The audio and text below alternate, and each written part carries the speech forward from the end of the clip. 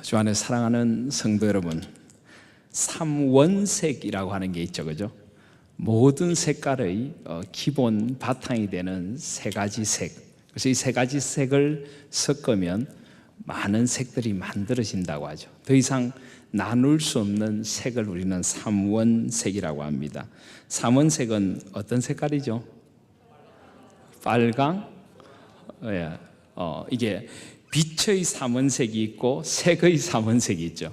빛의 삼원색은 빨강과 녹색과 청색을 빛의 삼원색이라고, 또 색의 삼원색은 빨강과 노랑과 파랑이죠, 그죠? 노랑, 그리고 자줏빛에 가까운 빨강, 그리고 연한 녹색을 띠는 파랑.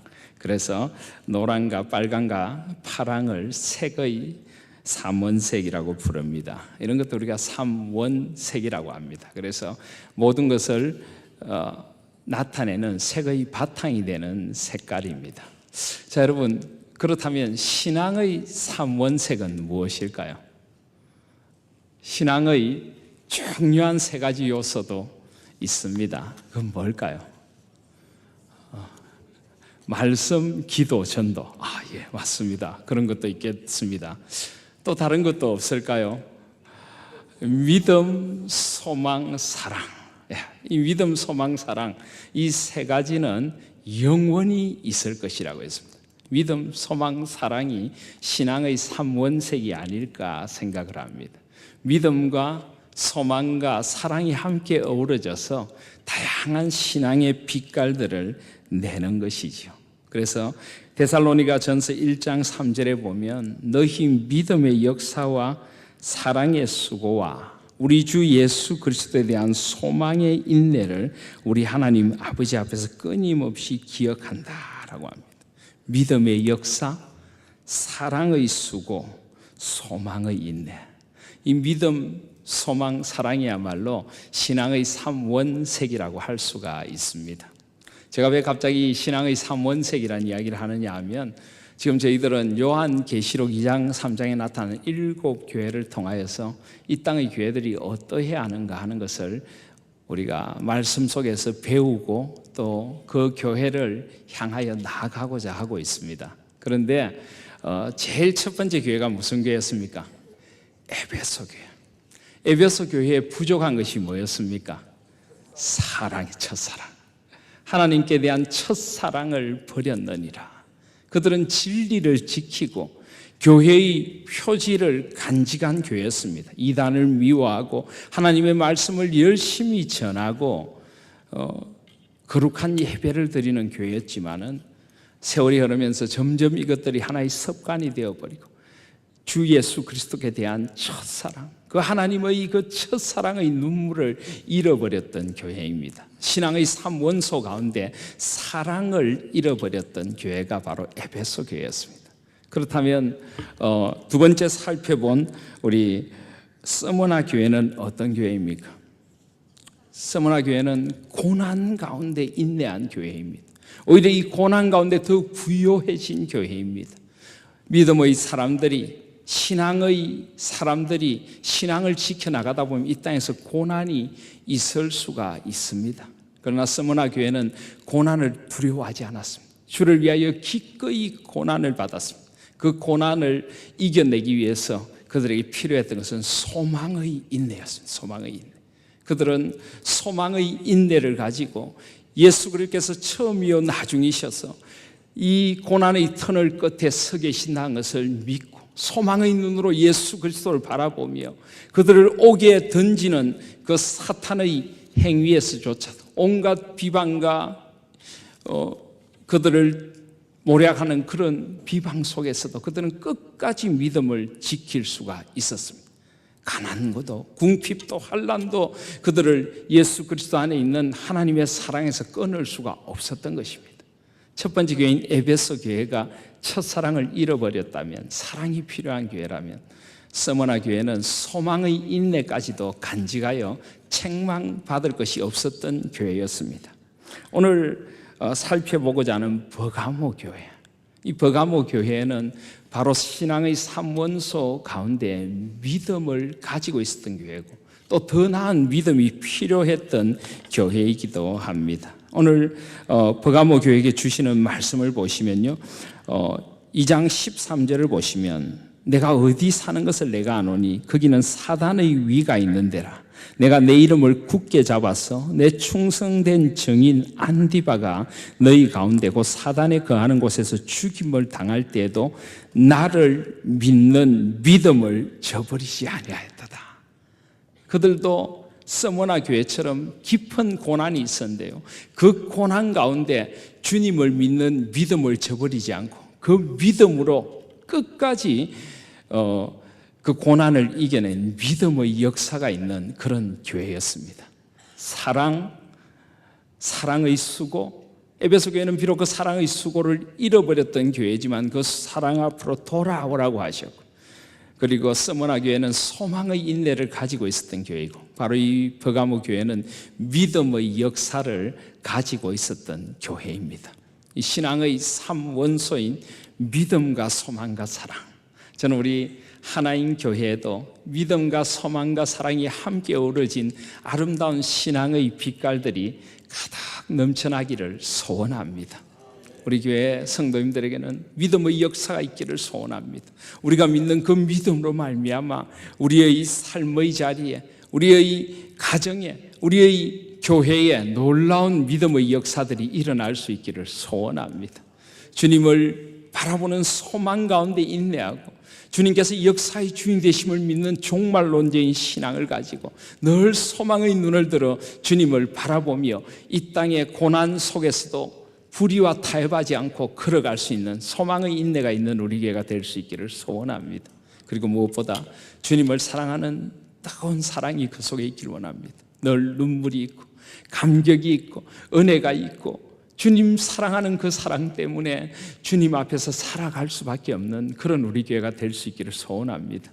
그리고 그 사랑으로 서로를 섬기는 주님의 사랑이 가득 넘치는 그런 하나인 교회가 될 수 있기를 소원합니다. 오늘 그래서 그 믿음의 역사를 가르쳐주는 버가모 교회에 대한 이야기를 살펴보려고 합니다.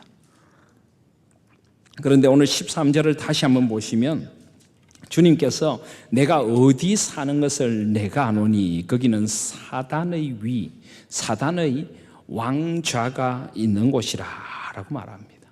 자, 여러분, 버가모가 도대체 어떤 곳이길래 이곳이 사단의 본부, 사단의 왕좌가 있는 곳이다 이렇게 부를까요?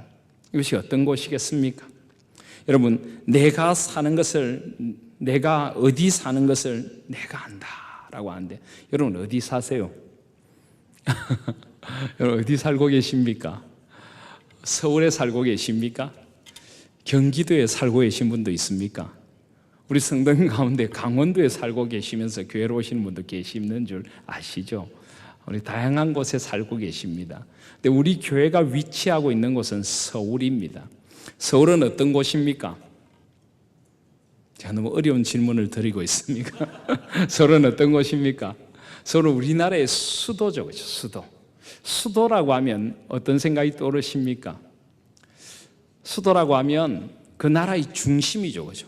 모든 행정과 문화와 경제와 정치와 이 모든 것의 중심이 수도입니다. 특별히 우리나라 같은 경우는 수도권 집중 현상이 굉장히 강한 나라이죠. 이 수도를 중심으로 해서 그 모든 것이 형성되어 있습니다. 그래서 수도라고 하는 곳은 아주 윤택한 곳이고 편리한 곳이고 사람들이 모이는 곳이고 많은 것을 누릴 수 있는 곳이 수도입니다.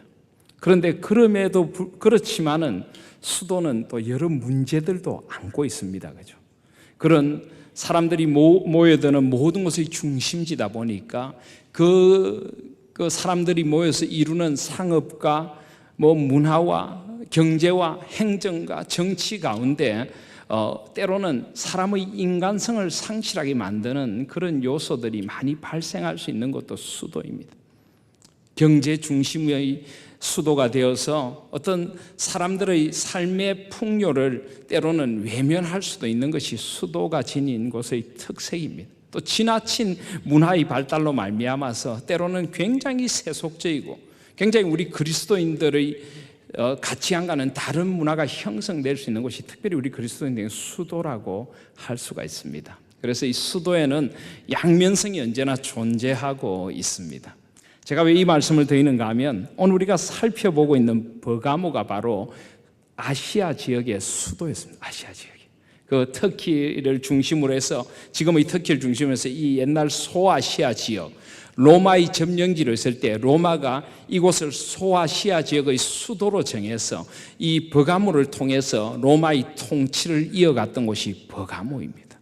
그러다 보니까 버가모가 어디에 있는가 하면은 제가 에베소 교회를 말씀하고 에베소에서 쭉 북으로 올라가면 서머나가 있다고 했죠. 거기서 또 더 북으로 올라가면은 버가모라고 하는 도시가 있습니다. 버가모는 서머나에서 북으로 한 64km를 올라가가지고 다시 내륙으로 한 24km를 들어간 동북에 위치하고 있는 그런 도시입니다. 이 도시는 이 소아시아에서 로마로 통하는 그런 연결이 되는 도로 한가운데 있었습니다. 그러니까 굉장한 교통의 요충지였습니다. 지금도 교통의 요충지가 굉장히 발달을 하죠. 이 바로 버가모라고 하는 것이 그런 곳이었습니다. 특별히 고대인들에게는 길이란 것이 지금처럼 잘 닦여 있지 않았죠. 그런데 로마는 이 길을 닦는 데 명수였습니다. 그래서 로마가 있던 그 유럽 지역에서부터 이 아시아로 건너오면서 이 버가모를 통해서 모든 곳으로 가도록 그렇게 연결한 교통의 중심지가 바로 이 버가모입니다.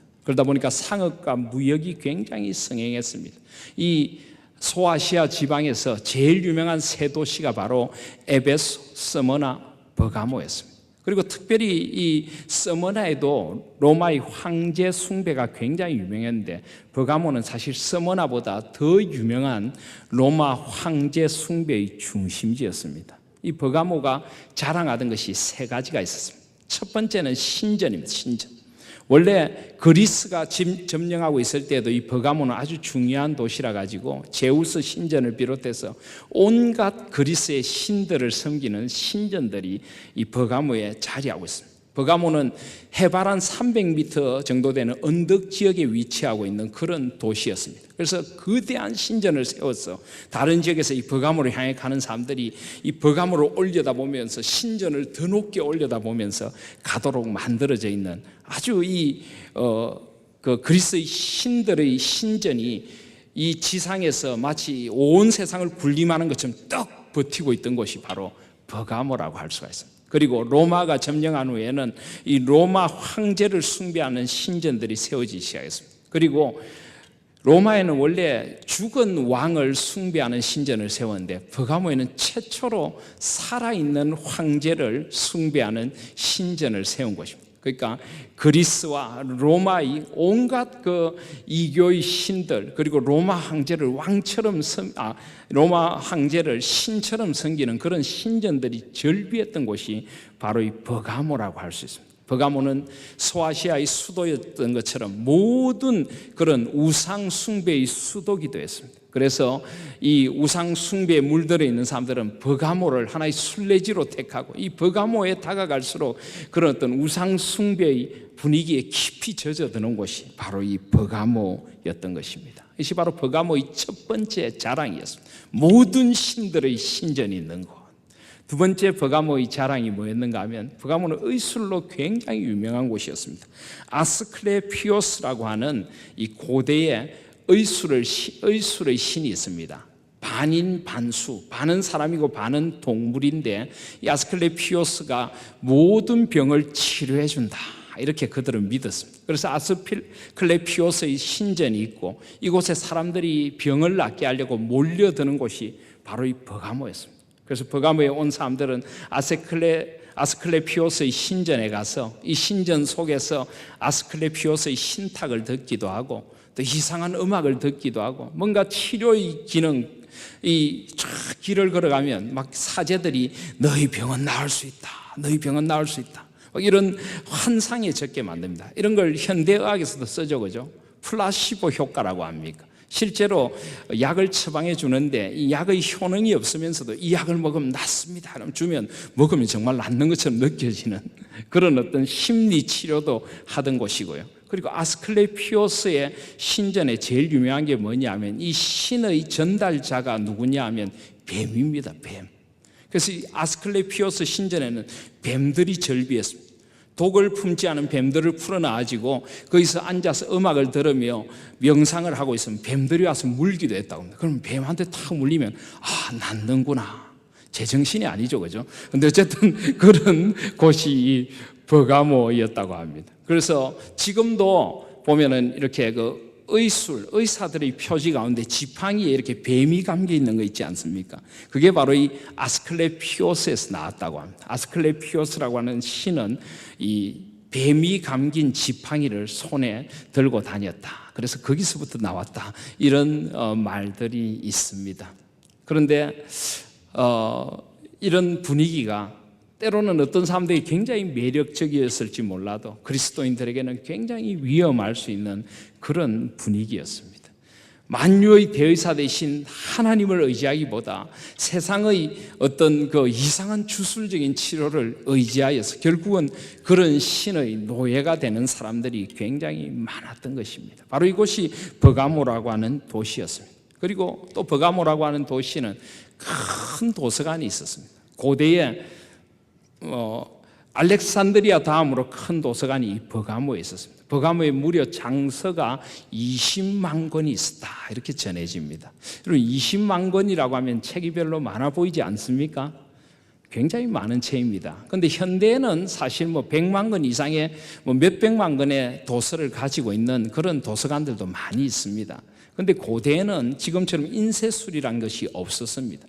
그때는 파피루스에다가 글을 써가지고 이 책으로 만들었고, 이제 이 시대에는 양피지를 사용했습니다. 그래서 이 양피지로 만든 책, 이 파치먼트라고 하는 영어가 원래 이 버가모에서 나왔다는 말이 있습니다. 페르가움이라고 하는 말에서 나와가지고 이 파치먼트가 됐다고 하는데, 이 양피지로 만든 책이 무려 20만 권이 있다. 어마어마한 것입니다. 온갖 지식의 보고가 바로 이 버가모였습니다. 근데 그 책들이 대부분 어떤 책이었을까요? 대부분이 고대의 신들에 대한 책, 아주 주술적인 책입니다. 아주 어떤 인간의 어떤 원초적인 어떤 본능과 쾌락을 추구하는 그런 책들도 많이 있었습니다. 결국 이 버가모가 자랑하는 이 세 가지는 기독교인들에게 있어서는 굉장히 나쁜 환경, 신앙을 계속하게 위협하는 그런 환경이었습니다. 온갖 이방신에 대한 그 제사가 성행을 하고 그 이방신들 앞에 나와서 절을 하고 이방신들을 섬기는 아주 이상한 태폐적인 그런 주술적이고 그런 제의적인 행위가 온 도시에 가득 차 있고 그 이방신들한테 드리는 향례들이 온 도시를 진동하고 있고 굉장히 이상한 그런 사탄의 검은 구름이 끼어 있는 그런 도시였습니다. 그리고 건강이란 것도 좋은 것이지만은 이 건강을 어떤 그 주술적인 힘을 빌려서 건강을 얻으려고 하는 사람들의 그 잘못된 사고방식이 만연한 도시였습니다. 굉장히 인본주의적인 도시라고 할 수가 있습니다. 그리고 온갖 안 좋은 서적들이 사람들의 사상을 파고들어서 사람들의 가치관과 생각을 좀먹는 도시가 바로 이 버가모였습니다. 그래서 주님은 이곳이 사탄의 권자가 있는 곳이다, 사탄의 위가 있는 곳이다, 이렇게 불렀던 도시가 버가모입니다. 그런데 사랑하신 여러분, 아까 제가 버가모가 수도라고 했고 우리나라의 수도인 서울과 제가 잠깐 비교도 했는데요, 이 버가모가 가진 이 환경이 여러분 좀 익숙한 것 같지 않습니까? 어쩌면 우리가 살고 있는 세상이 이 버가모와 참 비슷한지 모르겠습니다. 죄송한 말씀이지만 우리가 사는 이 서울이라는 도시가 이 버가모와 어쩌면 참 비슷할지도 모른다는 생각이 듭니다. 우리는 서울을 좋아하는 사람들이 많습니다. 제가 서울에서 다시 목회를 하게 되니까 부산에 있는 어느 분이 저보고 그러더라고요. 목사님 다시 서울로 가시는군요. 좋겠습니다. 저는 서울로 가는 게 그렇게 좋지는 않았습니다. 교회를 섬기고 또 성도님들을 만난다는 건 좋았지만은 이 서울이라고 하는 도시가 물론 참 편리한 도시죠. 모든 문화의 중심지이기도 하죠. 우리나라에서 가장 큰 도시이기도 합니다. 그러나 우리는 이 도시를 우리 눈에 나타나는 어떤 현상이나 편리함만으로 봐서는 안 됩니다. 우린 영적인 눈을 들어서 이 서울이란 도시를 볼 수 있어야 합니다. 이 서울이라고 하는 도시는 죄송하게도 우리나라에서 가장 많은 것들이 모여 있는 곳이기도 하지만 또 동시에 가장 세속적인 도시이기도 한 곳이 서울입니다. 온갖 경제와 문화와 정치의 중심이라고 하지만은 그 속에는 굉장히 인본주의적이고 경쟁주의적이고 물질주의적이고 아주 상대주의적인 가치를 지닌 그런 가치들이 이 도시를 장악하고 있는 도시이기도 합니다. 물론 우리가 서울에 사는 걸 너무 어둡게 생각하실 필요는 없습니다. 그렇기 때문에 우리의 필요성이 있는 것이죠. 그러나 어쨌든 우리는 서울이라고 하는 도시를 조금 더 영적인 눈을 들어서 볼 필요가 있습니다. 건강이란 것도 마찬가지입니다. 현대인들은 건강을 굉장히 중요하게 생각하죠. 그래서 운동도 하고 저도 좀 운동을 해야 되겠다는 생각을 많이 합니다. 우리가 건강에 대한 소중함이 결코 나쁜 것은 아닙니다. 건강을 보살피고자 하는 열심들이 결코 나쁜 것은 아닙니다. 그런데 때로는 건강에 대한 지나친 관심이 우상이 될 수도 있다는 걸 아십니까? 건강에 대한 지나친 염려와 관심이 우리의 모든 마음을 다 건강에 빼앗아 갈 수도 있다는 것을 아십니까? 우리가 새벽기도 마치고 이렇게 내려올 때 되면은 우리는 새벽기도 마치고 내려가는데 막 등산을 올라가시는 분들이 계십니다. 참 좋은 모습이죠. 주무시는 것보다 일어나서 건강을 챙기면서 등산을 올라가시는 건 참 좋은 모습입니다. 그런데 저 마음에 드는 생각은 이왕이면 좀 새벽 기도도 하시고 등산을 가시지 그런 생각이 드는 것도 사실입니다. 디모데전서 4장 8절에 보시면 육체의 연습은 약간의 유익이 있으나 경건은 범사의 유익하니 금생과 내생에 약속이 있느니라. 저는 우리 성도님들이 건강하시길 원합니다. 그러나 건강을 위하여 하루 2시간, 3시간을 투자하신다면, 그런 육체의 건강을 위하여 그 시간을 투자하신다면 여러분은 영혼의 건강을 위하여는 얼마나 시간을 투자하고 계십니까? 물론 그러시는 거, 산을 산행하시는 거 좋습니다. 그럴 때에도 우리가 좀 더 영적인 그런 마음을 가지고 그러시면서 기도도 하시고 좀 산행을 하시면서 하나님 주신 세상을 찬양도 하시고 기도도 하시고, 물론 우리 성도님들은 그렇게 하시리라 믿고 또 산행 가운데 기도가 터져 나오더라는 그런 간증도 들은 적이 있습니다. 어쨌든 우리가 육체에 쏟는 관심만큼, 아니 그보다 더 많은 관심을 우리 영적인 일에 쏟아야 될 것이라고 저는 생각을 합니다. 그래서 우리의 영혼과 육신이 함께 건강함을 누려야 하는데, 이 버가모라고 하는 도시의 사람들은 육체의 건강에밖에는 그들의 다른 육체의 건강에만 그들의 마음을 온통 빼앗겨 있었습니다. 지금 이 서울이라는 도시에도 육체의 건강에 온통 마음을 빼앗긴 많은 사람들이 살아가고 있습니다. 그러다 보니까 계속의 육체적인 건강, 어떤 육체적인 편함, 이런 것들에만 지나치게 우리가 마음을 쏟고, 그러다 보니까 정신의 풍요로움도 사라지기도 하고, 또 그보다 더 중요한 영적인 부요함이 메말라가고 빈곤해지는 것 아닌가, 이런 생각도 해보게 되는 것입니다. 그리고 수많은 책들도, 온갖 이교의 문화, 이방의 문화들도 점점 사람들의 생각을 잠식하고 좀 먹고 있습니다. 여러분, 유명한 서점에 가보시면 제일 많이 팔리는 책들이 어떤 책일까요? 자기개발서.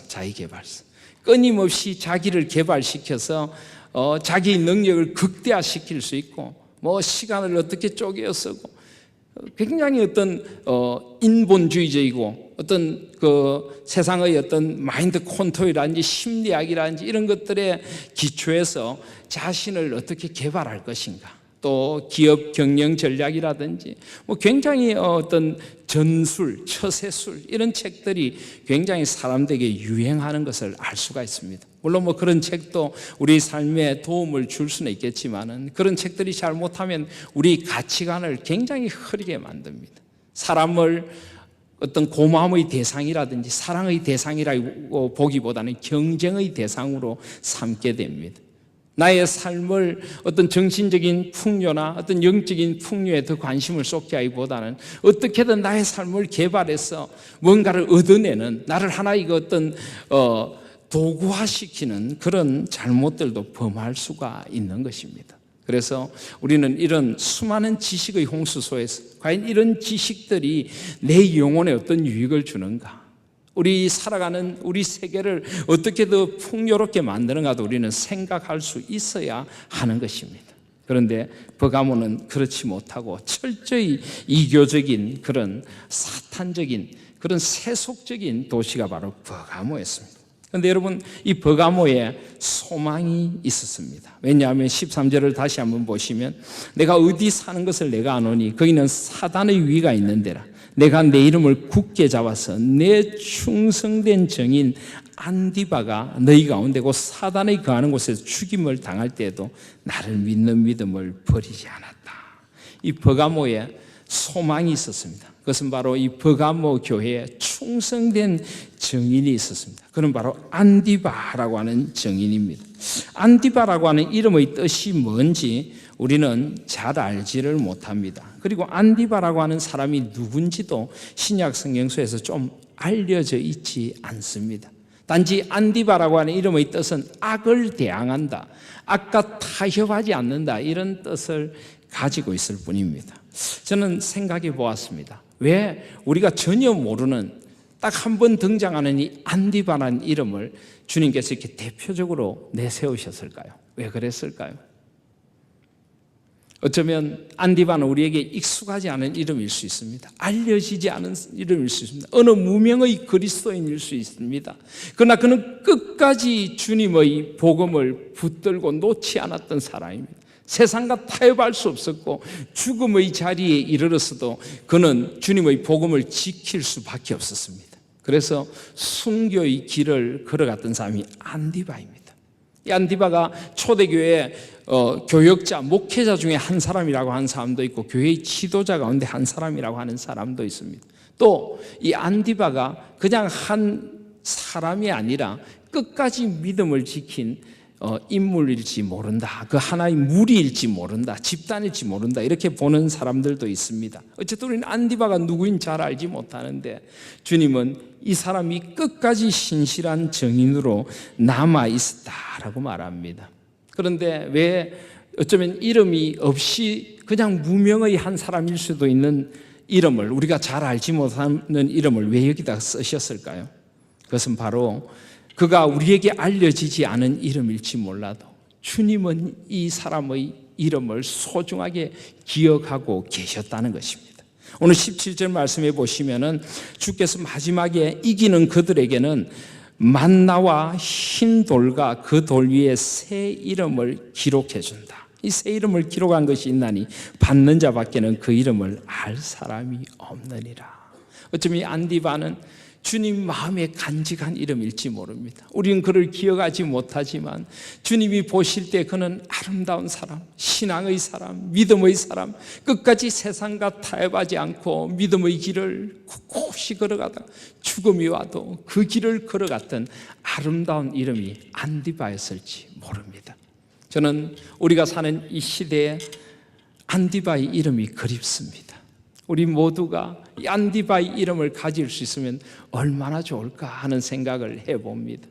끝까지 악과 타협할 수 없었던 사람, 끝까지 비진리에 자신의 신앙과 자신의 삶을 팔아버릴 수 없었던 한 사람, 주님을 너무나 사랑하기 때문에 주님의 사랑에 머물 수밖에 없었던 안디바, 악과 싸워 이긴 이름 안디바. 저는 우리 하나님교회 성도님들의 또 다른 이름이 안디바가 될 수 있기를 소원합니다. 주님은 이 안디바를 내 충성된 정인이라. 이 충성되다는 건 신실하다는 거죠. 끝까지 그는 믿음의 자리를 걸어갔습니다. 그는 유명한 사람이 아니었을지라도 조용히 주님 앞에서 믿음의 길을 걸어갔던 사람입니다. 정인이다. 그는 그의 삶을 통해서 예수 그리스도를 증거한 사람입니다. 죽음의 자리를 통해서까지 예수 그리스도를 증거해서 오고 가는 세대에 아름다운 이름을 남기는 사람이 되었던 충성된 신실한 정인이 바로 안디바였던 것입니다. 정인이란 말은 말티스라고 하는데 이 말은 또 다른 말로 순교자란 말도 됩니다. 죽음의 자리에까지 이르도록 끝까지 믿음을 지킨 사람, 그가 바로 안디바였습니다. 저는 이런 안디바들이 있는 세상은 소망이 있다고 생각합니다. 이런 안디바들이 있는 교회들은 소망이 있다고 생각합니다. 이 서울이라고 하는 도시가 우리에게 많은 신앙적인 어려움을 주는 도시이기도 하지만 또 서울에 많은 교회들이 있다는 건 어쩌면 소망일지도 모릅니다. 그런데 교회들이 많이 있긴 하지만 이 교회들이 정말 세상을 변화시키고 이 서울이란 도시를 거룩한 도시로 변화시키지 못하고 있는 것도 사실입니다. 저는 이 서울이라고 하는 도시의 많은 교회들의 성도들이 안디바와 같이 신실한 성도들로 거듭날 수 있기를 소원합니다. 이 세속의 도시 속에서 끝까지 믿음을 지키고 주님의 거룩함의 증인이 되고 그들의 삶을 통해 하나님이 살아계심을 보여줄 수 있는 안디바들이 우리 서울에 있는 교회들에서 우후죽순처럼 일어난다면 이 서울이 새롭게 바뀔 수 있는 소망이 있다고 생각합니다. 우리 교회가 그런 안디바들을 보여주고 안디바의 소망을 사람들에게 알려주는 그런 교회가 될 수 있기를 주님의 이름으로 소원합니다. 그런데 이 버가모라고 하는 도시에는 주님의 책망도 있습니다. 서머나는 책망이 없었던 도시인데 이 버가모에는 책망이 있습니다. 14절에 보면 그러나 내게 두어 가지 책망할 것이 있나니 거기 내게 발람의 교훈을 지키는 자들이 있도다. 발람의 교훈을 지키는 자들이 있다. 이 발람의 교훈은 뭘까요? 민수기에 보면은 이 발람이라고 하는 메소포타미아의 선지자가 나오죠. 이 발람은 모압 왕 발락이 고용한 거짓 선지자입니다. 그는 하나님의 백성들을 저주해 달라는 그런 부탁을 받고 돈을 받고 하나님의 백성들을 저주하러 길을 났습니다. 그런데 결국 하나님께서 이 발람의 입을 막으십니다. 때로는 나귀한테 책망까지 당하면서 그는 하나님의 백성들을 도저히 저주할 수 없었습니다. 그는 저주하고 싶었지만 하나님께서 그 저주를 복으로 바꿔주신 아주 독특한 케이스가 이 발람의 케이스입니다. 그런데 발람이 그 모든 것이 되지 않자 발락에게 꾀 하나를 가르쳐 줍니다. 이스라엘 백성들을 유혹해가지고 죄에 빠지도록 만드는 겁니다. 그래서 이스라엘 앞에 오늘 14절에 보면 올무를 놓아 우상의 제물을 먹게 하고 그리고 행음하게 하였다. 이 모압 여인들과 성적인 부도덕한 짓을 저지르게 해가지고 결국은 이스라엘 백성들을 죄에 빠뜨렸습니다. 그런데 주님께서 왜 지금 이 발람의 이야기를 지금 여기서 새롭게 하고 계시는 걸까요? 그건 바로 15절에 보시면 이와 같이 내게도 니골라 당의 교훈을 지키는 자들이 있도다 라고 말합니다. 니골라라고 하는 당은요 우리가 에베소 교회 6절에 2장 6절에도 보면 오직 내게 이것이 있으니 내가 니골라 당의 행위를 미워하는도다. 나도 이것을 미워하노라 라고 했는데 에베소 교회도 이 니골라 당이라고 하는 이 이단에 굉장히 많이 고통을 겪었습니다. 그렇지만 에베소 교회는 이것을 이겨냈는데 버가모 교회는 이것을 이겨내지 못했다는 것입니다. 이 니골라 당이라고 하는 사람들은 한마디로 말하면 무율법주의자들입니다. 그러니까 이미 우리는 하나님의 은혜를 받고 있기 때문에 우리가 어떤 죄를 지어도 괜찮다는 것입니다. 특별히 이 버가모에 있는 니골라당, 이 무율법주의자들은 세상과 굉장히 타협을 했습니다. 그 당시 그 수도인 그 도시에 온갖 좋은 것들과 타협하면서 그들의 신앙의 진리를 슬그머니 팔아버린 사람이 이 니골라당이었습니다. 예를 들어 황제 앞에 나와서 숭배하는 것도 황제한테 숭배를 하지 않으면 굉장한 어려움을 겪게 됩니다. 그러니까 이 사람들이 어떻게 행동했는가 하면 우리는 하나님께 예배 드리지만은 우리가 살고 있는 이 세상이 이러니까 어쩔 수 없잖아. 우리는 어디 사람이 아니냐. 어쩔 수 없이 우리도 이렇게 살아갈 수밖에 없어. 그래서 하나님께 예배를 드리고 또 슬그머니 황제 로마 황제 숭배 그 앞에 가서 로마 황제를 신으로 고백하면서 예배도 드리고 거기에 예물도 드리고 이런 혼합주의적인 삶을 살아갔습니다. 어쩔 수 없잖아. 세상과 타협하여서 그리스도인됨의 그 거룩함을 슬그머니 내려놓고 세상의 옷을 슬그머니 입었던 사람들이 바로 이 니골라당입니다. 또 좀 더 심한 경우는 우리가 이미 은혜를 받았고 구원을 받았기 때문에 우리는 어떤 죄를 지어도 괜찮아. 그래서 슬그머니 세상 속에서 세상 사람들과 어울려서 온갖 세상의 재미를 만끽하면서 그렇게 살다가 또 주일에 나오면 하나님 앞에 예배를 드리고 하나님이 회개하니 용서해 주시겠지. 또 나가면은 또 세상 속에서 죄를 짓고 이런 혼합주의적인 삶을 살았던 그런 사람들이 바로 이 니골라 당이었습니다. 바로 이 버가모 교회에 그런 니골라 당이 많이 있었다는 것입니다.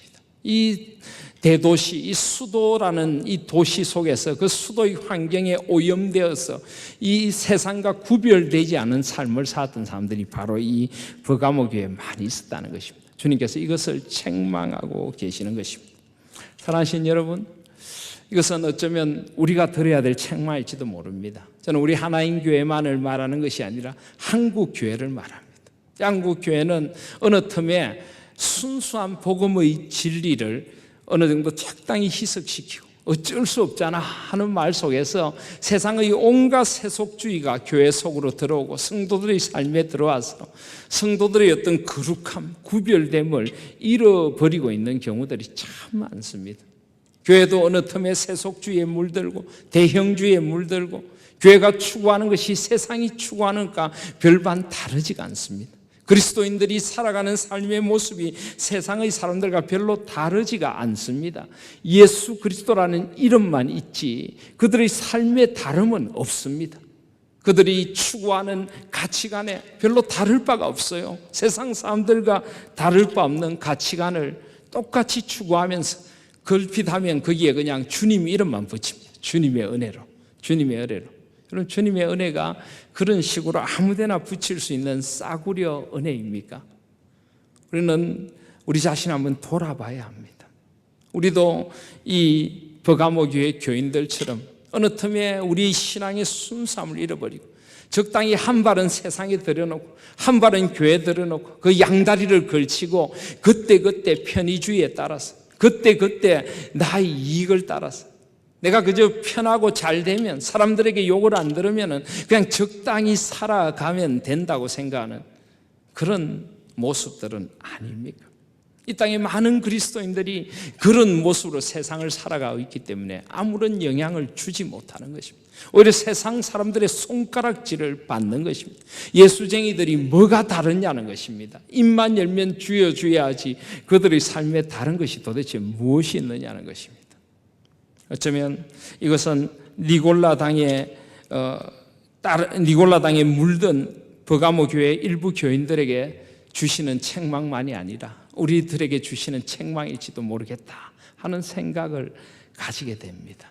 그래서 주님은 이 교회를 책망하시면서 16절에 보시면 그러므로 회개하라 그리하지 아니하면 내가 내게 속히 임하여 내 입의 검으로 그들과 싸우리라 라고 말합니다. 여기 회개하라고 하는 것은 죄를 뉘우치는 정도가 아니죠. 돌아서라는 것입니다. 그런 세속주의에서 돌아서라는 것입니다. 적당히 양발을 걸치고 있는 상태에서 돌아서서 온전히 순전한 그리스도인으로 돌아오라고 말씀하고 계시는 것입니다. 주님은 우리가 온전한 복음의 진리 앞으로 돌아와서 순전한 그리스도인들로 하나님 앞에서 살아가는 존재들이 되기를 원하시는 것입니다. 그래서 내가 내게 속하여 내 입의 검으로 그들과 싸우리라. 주님 입에 검이 있다, 칼이 있다. 이게 무슨 말일까요? 오늘 12절 말씀을 보시면 이 버가모 교회에 주님을 이렇게 소개하십니다. 버가모 교회의 사자에게 편지하기를 좌우에 날선 검을 가진 이가 가라사대. 주님은 좌우에 날선 검을 가지고 있습니다. 그런데 그 주님이 칼을 가지고 있다. 이 칼은 도대체 어떤 칼일까요? 그리고 이 칼이 주님의 입에서 나온다라고 16절에 말씀합니다. 어떻게 보면 좀 생각을 해보면 좀 이상하게까지 생각이 되는 장면입니다. 이 칼은 어떤 칼일까요? 이 칼은 바로 말씀의 칼입니다. 히브리서 4장 12절에 보시면 하나님의 말씀은 살아있고 활력이 있어 좌우에 날선 어떤 검보다도 예리하여 혼과 영과 및 관절과 골수를 찔러 쪼개기까지 하며 또 마음의 생각과 뜻을 판단하느니 지으신 것이 하나도 그 앞에 나타나지 않음이 없고 우리의 결산을 받으시리의 눈앞에 만물이 벌거벗은 같이 드러나느니라. 주님은 칼을 가지고 계신 분입니다. 그런데 그 칼은 어떤 칼입니까? 여러분, 칼에도 몇 가지가 있습니다. 특별히 이 칼에 영어로 하면 이 나이프 또는 뭐 소드 이런 거 사람을 자르거나 무엇을 자르는 칼이 있죠. 그런데 또 다른 칼도 있습니다. 메스라고 하는 칼이 있죠. 이 칼은 의학용 칼입니다. 이 칼은 수술하는 칼입니다. 이것은 사람을 죽이는 칼이 아니라 사람을 살리는 칼입니다. 상처 부위를 도려내고 썩은 부위를 도려내고 사람을 생명을 살리는 칼이 바로 메스라고 하는 그런 칼입니다. 주님은 지금 그런 칼을 말씀하고 계십니다. 우리에게는 주님의 수술이 필요합니다. 우리에게는 세상의 잘못된 사고방식에 젖어 있는 세상에 물든 부분들이 있습니다. 우리는 아직도 끊어내야 할 죄와 죄된 습성들이 우리 속에 남아 있습니다. 때로는 교만이 남아 있고요. 때로는 세상의 쾌락에 물든 부분들이 아직도 우리에게 남아 있습니다. 때로는 우리가 주님 앞에 그렇게 기도해야 합니다. 주님, 저를 수술하여 주시옵소서. 저의 잘못된 부분들, 저의 복음에 어긋나는 부분들을 주께서 잘라주셔서 저를 그 진리 앞에 설 수 있는 진리의 사람으로 만들어 주시옵소서. 그래서 주님은 뭐라고 하셨습니까? 진리를 알지니 진리가 너희를 자유케 할지라. 진리가 우리를 자유케 한다는 게 무슨 말씀입니까? 진리는 우리를 죄의 습성으로부터 자유케 해줍니다. 진리는 우리를 세속에 물든 그런 세속주의로부터 자유케 해줍니다. 잘못된 가치관으로부터 우리를 지켜주고 자유롭게 해주는 것입니다. 주님은 진리의 칼을 들고 우리의 잘못된 부분을 도려내시고 우리를 새롭게 살려주시는 그런 말씀의 칼이 되시는 분이신 것입니다. 주님은 바로 이 칼로 내가 너에게 임하여 그들과 싸우리라. 온갖 세속주의, 온갖 잘못된 그 혼합주의와 싸워서 주께서 그것을 멸하시리라고 이야기를 하십니다. 주께서 우리에게 이 말씀을 주시는 이유가 무엇입니까? 바로 우리 교회가 하나님의 진리의 말씀, 이 복음의 진리를 굳게 붙들고 늘 이 진리 앞에 살아가라고 말씀하고 계시는 것입니다. 살았고 운동력이 있어 우리 심령과 골수를 찔러 쪼개는 그 말씀 앞에 살아가는 길만이 이 세상의 잘못된 혼합주의, 세속주의를 우리가 이길 수 있는 방법이라는 것입니다. 진리를 굳세게 붙드는 그 믿음, 바로 이것이 버가모 교회에 필요했습니다. 버가모 교회에 이렇게 혼합주의가 들어온 것은 어느 틈에 그들이 말씀의 원리를 떠났기 때문입니다. 말씀의 진리를 떠나면 사람들은 세상과 타협하게 됩니다. 말씀의 원리를 떠나면 세상의 법칙을 따라가게 되는 것입니다.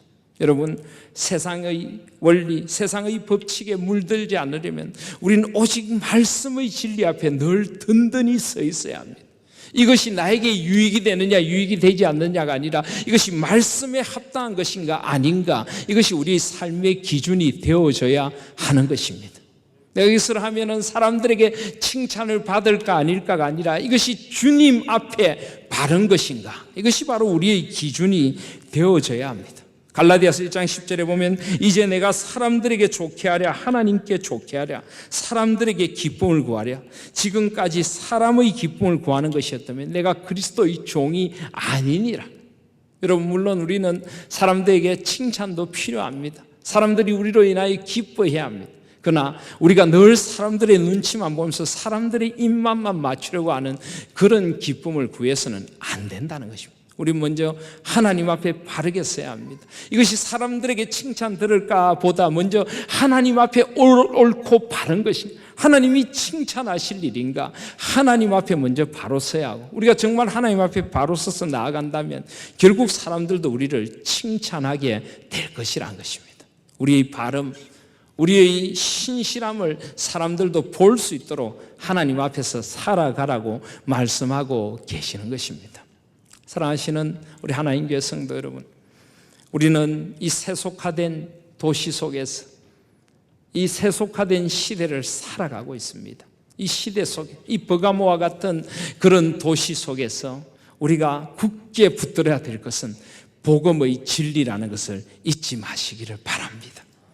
주님의 진리를 붙들고 과연 하나님의 말씀이 나에게 무엇을 원하시는가를 붙들고 그 말씀의 위로와 말씀의 소망을 붙들고 하나님 앞에서 살아갈 때 우리는 이 세속에 물들지 않는 영성을 간직한 교회가 될 것입니다.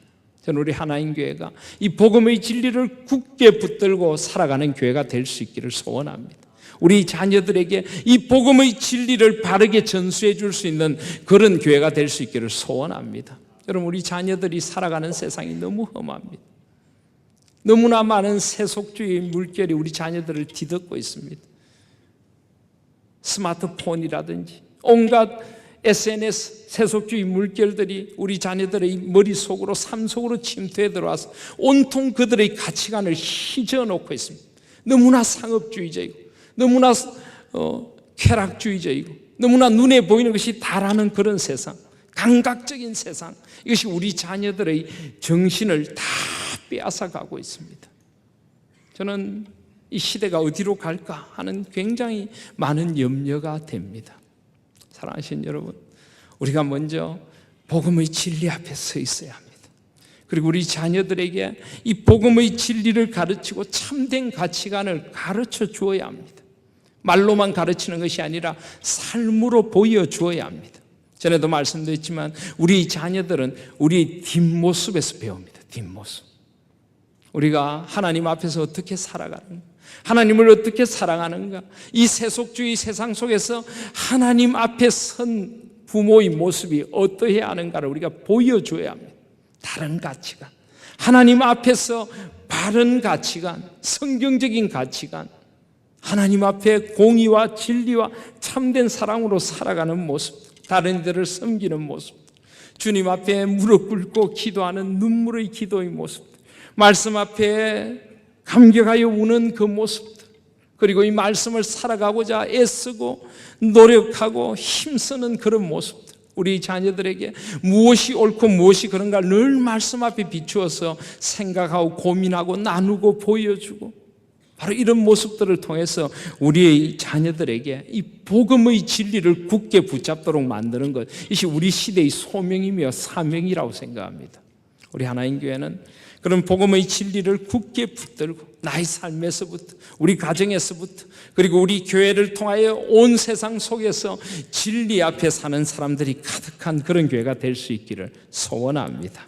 주님은 그런 교회에 놀라운 복을 주십니다. 17절에 보시면 귀 있는 자는 성령이 교회들에게 하시는 말씀을 들을지어다. 이기는 그에게는 내가 감추었던 만나를 준다.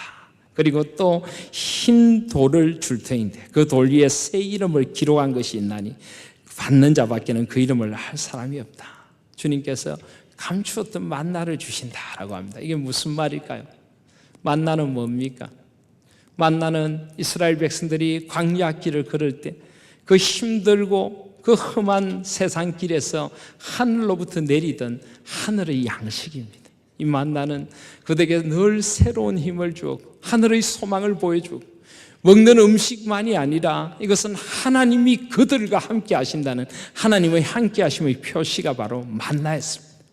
그런데 이 감추었던 만나를 준다, 바로 하늘의 양식으로 우리를 늘 새롭게 해주시겠다는 하나님의 약속입니다. 말씀을 따라 살면요, 이 말씀이 우리에게 놀라운 은혜와 능력과 위로를 주신다는 것 아세요? 새벽마다 말씀을 묵상하고 이 말씀 앞에 살아갈 때 세상이 알지 못하는 기쁨과 소망이 우리 마음에 싹 터오릅니다. 세상을 이길 수 있는 힘이 생기는 것입니다. 하늘의 새로운 힘이 우리에게 임하게 되는 것입니다. 하늘의 비전이 우리에게 임하게 되는 것입니다. 감추었던 만나를 주고 하나님의 말씀, 복음의 진리를 사모해 보십시오. 놀라운 은혜가 저와 여러분에게 임할 줄 믿습니다. 또 흰돌을 준다. 흰돌은 뭘까요? 요즘은 우리가 무슨 싸움을 하면은 흰색이 항복의 표시죠, 그죠? 백기를 든다. 그런데 고대에는 흰색이 승리의 표시, 승리. 흰색은 언제나 이기는 자의 표시입니다. 그리고 이 흰돌은 또 어떤 잔치에 참여할 수 있는 아주 특권을 준다, 이런 말도 됩니다. 또 재판장이 재판할 때 흰돌을 주는 것은 검은 돌은 죄가 있다는 말이고 흰돌은 죄가 없다는 표시이기도 합니다. 주님이 흰돌을 주신다는 것은 바로 그런 의미인 것입니다. 결국 복음의 진리 앞에 서 있는 자들이 세상을 이기게 해 주실 것이라는 약속입니다. 하나님께서 살아계시기 때문에 하나님께서 그 진리의 선자들을 통하여 이 세상을 이기고 하나님의 나라가 임하도록 해 주시겠다는 표시입니다. 하나님의 잔치에 참여하여 하나님의 은혜를 마음껏 누리게 될 것이라는 것입니다. 결국 그들이 옳다고 하나님께서 죄 없다는 표시를 던져주신다는 것입니다. 때로 우리가 복음의 진리를 따라 살다 보면 세상에서 어려움을 더 많이 겪을 수도 있습니다. 사람들이 오해를 받을 수도 있습니다. 꼭 그렇게 살아야 되나, 이런 이야기를 들을 수도 있습니다. 그러나 여러분, 주님께서 원하시는 삶이 무엇인가를 기억하실 수 있기를 바랍니다. 주께서 칭찬해 주시는 삶을 기억하실 수 있기를 바랍니다. 너가 옳다, 너가 걸어간 길이 아름다운 길이야, 그 길이 바로 인생의 참된 승리의 길이야. 그 길을 한 번뿐인 인생에 걸어가지 않을래? 이 복음의 진리로 우리를 초청하시는 주님의 음성을 들으실 수 있기를 바랍니다. 그 돌 위에 새 이름을 기록한 것이 받는 자밖에는 그 이름을 알 사람이 없다.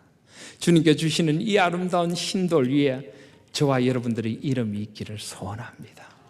여러분의 소망선 이름이 거기에 새겨져서 주께서 우리를 안다 하시고 주께서 우리를 기뻐하시고 주님 안에서 주님의 기쁨 가운데 한 생을 살아가시고 주님 앞에 설 때 여기 너희 이름이 있구나, 주님께서 우리를 안다 하실 그날을 바라보며 이 세속화된 도시 속에서 주님의 거룩을 이루어가는, 그래야 이 도시를 변화시킬 수 있는 그런 아름다운 교회, 우리 하나님 교회가 될 수 있기를 주님의 이름으로 소원합니다.